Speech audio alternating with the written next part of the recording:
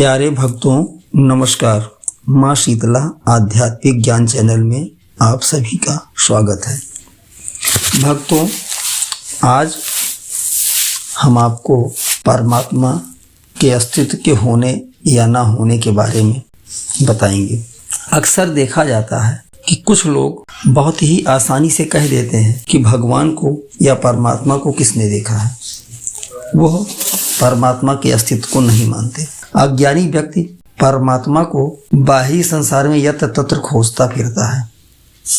वो कभी मथुरा जाता है, कभी काशी जाता है, कभी माँ वैष्णो देवी, तो कभी केदार बाबा के धाम, तो कभी बाबा अमरनाथ की गुफा, कभी विंध्याचल एवं अन्य तीर्थों में नगरों में ढूंढता है। लेकिन क्या इन सब जगहों पर जाने पर क्या परमात्मा के मिलने की गारंटी है? यदि आप कहते हैं कि गारंटी है, तो परमात्मा दर्शन के बाद आपका जीवन रातों रात बदल जाना चाहिए। और यदि ऐसा नहीं हुआ तो ये तो सिर्फ घूमना फिरना हो गया। और हाँ, हम आप चाहे जितनी भी कोशिश क्यों न कर लें, जब तक परमात्मा की कृपा हम पर नहीं होगी तब तक हमारा झुकाव उसको जानने में नहीं होगा। और जिस दिन उसकी कृपा किसी पर बरसी, वह खुद ब खुद आध्यात्मिक मार्ग पर चल देगा और वही परमात्मा उसे अच्छा रास्ता भी दिखाएगा और उस पर चलना भी सिखाएगा। हमारे सनातन समाज की नई पीढ़ी के बच्चे भगवान या परमात्मा के होने पर सवाल खड़े करते हैं। यह बच्चों की कमी नहीं है, ये हमारी अपनी खुद की कमी है कि हम उन्हें सनातन धर्म की अच्छी शिक्षा नहीं दे पाए। वहीं मुस्लिम समाज में, ईसाई समाज में कोई भी बच्चा या बड़ा अल्लाह या गॉड के होने या ना होने पर सवाल नहीं करता है, क्योंकि उनके समाज में बचपन से सिखाया गया है कि बेटा तुम्हारा ये धर्म है और तुम्हें इस रास्ते पर चलना है। यदि हमारा बच्चा यह पूछता है क्या भगवान या परमात्मा का अस्तित्व है, तो हमें परमात्मा के होने का एहसास हर हाल में उस बच्चे या जो भी परमात्मा के अस्तित्व पर सवाल उठाता है उसे कराना ही होगा। यदि कोई भी व्यक्ति आपसे परमात्मा के अस्तित्व पर सवाल करता है तो उसे बताएं।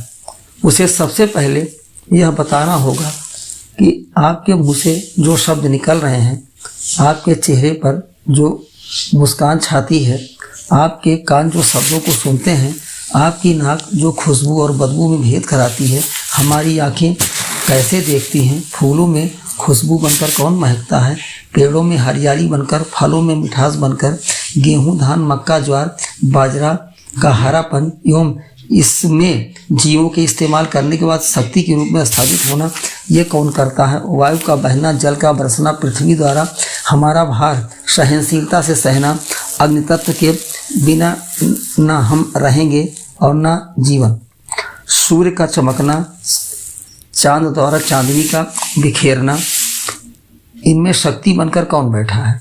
क्या कभी आप लोगों ने विचार किया है कि सदियों से नदियां अबाध रूप से बह रही हैं, कोई ये तक नहीं जान पाया कि ये पानी कहाँ से आता है? अगर हमसे पानी, वायु, अग्नि प्रकट करने के लिए कहा जाए तो क्या हम कर सकते हैं? और यदि कर भी लेंगे तो उसकी लागत इतनी होगी कि हर व्यक्ति की पहुँच में नहीं होगा। जैसे सूर्य देव सारी दुनिया को प्रकाशित करते हैं और बिना किसी स्वार्थ और लालच के इस धरती के प्रत्येक प्राणी तक अपने प्रकाश को पहुंचाते हैं। फूल भी बिना किसी स्वार्थ एवं लालच के अपनी महक बिखेरते हैं। मनुष्य तो छोड़िए, यदि किसी पेड़ पौधे को जो गमले में हमने लगा रखे हैं, यदि उन पौधों को समय से पानी ना मिले तो वह भी सूखने लगता है। इसका सीधा मतलब है कि कहीं न कहीं उसमें भी प्राण है। यदि वायु का चलना बंद हो जाए तो क्या हम जिंदा रह सकते हैं? कदापि नहीं। रही बात, कुछ लोग यह भी कहते हैं कि ईश्वर को किसने देखा है। तो मेरे प्यारे भक्तों, क्या आप अपने माँ बाप को जानते हैं? हमें ये बताया जाता कि हमारे माँ बाप हैं तो हम उन्हें जानते हैं। भक्तों, बुरा मत मानना या कह देना कि परमात्मा का अस्तित्व नहीं है बहुत आसान है, लेकिन परमात्मा को जानने के लिए हमें मैंपन को दूर करना पड़ेगा। मैं करता हूँ या मुझे अपने अंदर से निकालना होगा। हम कहते हैं कि हमने खाया, हमने पिया, हम सांस के लिए गए। यह सब करने के लिए जो शक्ति हमें प्रदान होती है वह प्रदान परमात्मा द्वारा ही प्रदान की जाती है।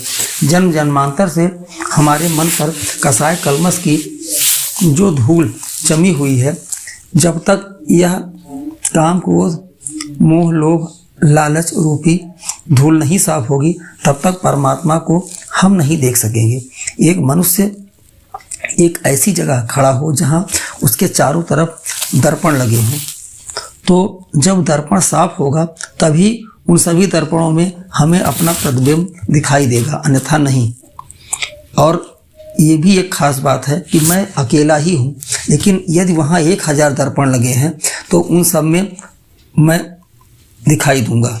ठीक वही दशा हम प्राणियों की है कि वह एक है, वह सब में है, हम सब उस परमात्मा में स्थित हैं। वह परमात्मा आत्मा रूप में हमारे अंदर विद्यमान है। प्राणियों के अंदर जो चेतन तत्व है यही ईश्वर है। प्राणियों का शरीर, पेड़ पौधे, जीव जंतु सभी जड़ हैं। आत्मा के प्रकाश से ही सारी सृष्टि प्रकाशित है, इसमें चेतनता है। यदि परमात्मा अपनी शक्ति अभी खींच ले तो उसके अलावा कुछ भी नहीं बचेगा। इसलिए इतना सब प्रमाणों के बाद भी ईश्वर के अस्तित्व को नकारना क्या उचित है? एक जादूगर हमें जादू का खेल दिखाता है। उसने अपनी एक आंख में सुई डालकर कहीं और दूसरी जगह से निकाला, अभी किसी के सामने इसी को खड़ा करता है और बाद में वह बॉक्स में मिलता है, तो हम उसे उस समय यह जानते हुए कि यह जादू है फिर भी सत्य मान लेते हैं। ठीक वही दशा इस संसार की है, जो अज्ञानता बस न होते हुए भी दिखाई देता है। यदि हम पैदा हुए और हम न मरते तब एक बात एक अलग थी। जो भी चीज़ बनी हुई है, पैदा हुई है, वह नष्ट होगी। यह इस प्रकृति का नियम है और यही प्रकृति, यही चेतनता, यही ईश्वर है। यदि यह जानकारी आप लोगों को अच्छी लगी हो तो हमारे इस चैनल को लाइक, सब्सक्राइब एवं शेयर करें, ताकि हम आपको आगे भी अच्छी अच्छी जानकारियाँ दे सकें एवं मार्गदर्शन कर सकें। धन्यवाद।